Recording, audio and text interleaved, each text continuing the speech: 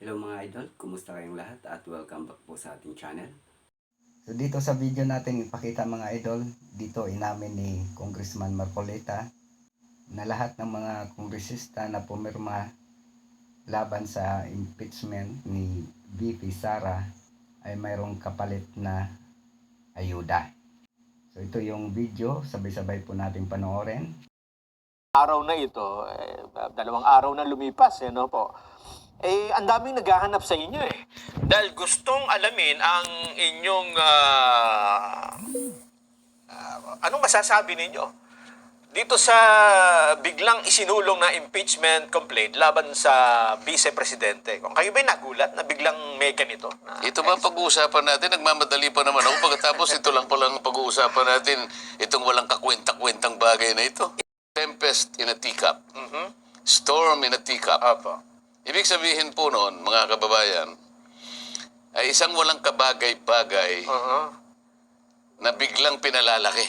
Yes. Binibigyan ng di kawasang atensyon na para pag-usapan, samantalang yung significance niya, yung halaga niya, sabi nga ng Pangulong Bongbong Marcos, hindi naman makapagbibigay ng kahit anong kabutihan kahit sa buhay ng isang Pilipino. Ganun ang pagkakasabi ng Pangulo. Yes, apo. Magtataka ka naman, yung mga pumirma, kauna-unahan yung kanyang anak. Kaya medyo magtataas ka ng kilay Ayun, hindi lang kilay itinaas ko. Pati paa.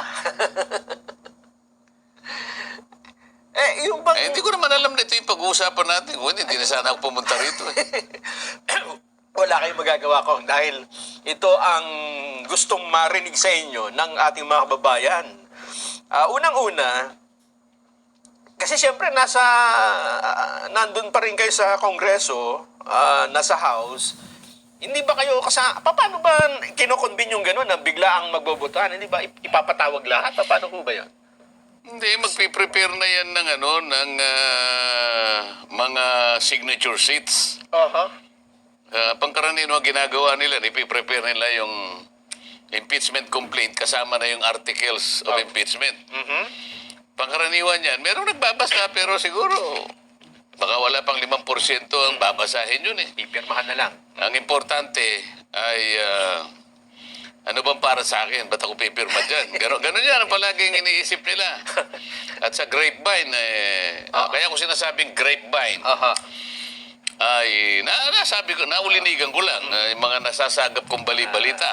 Mula dun sa mga nakadikit doon. Oo, na kapag ikaw ay pumirma, ay bibigyan ka ng karagdagang 100 million worth of projects. Worth of projects? Oo, at bukod pa dyan, meron ka pang X amount of AX, at saka yung mga AKAP, yung mga yung pangkaraniwang ayuda na ibinibigay.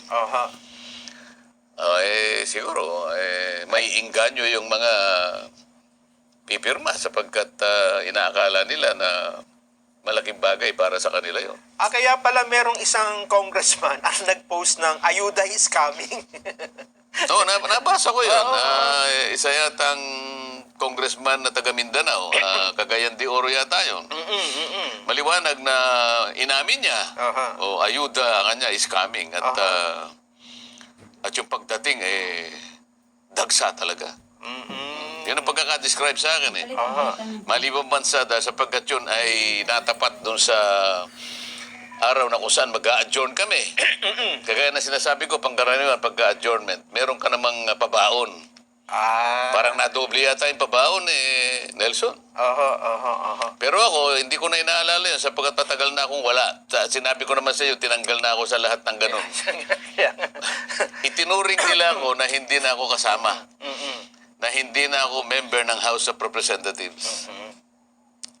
Pero hindi natin ikinalulungkot yun. Nasasabi ko lang, Kasi para sa ganun ay malaman ng ating mga kababayan kung anong klaseng leadership meron kami sa House of Representatives.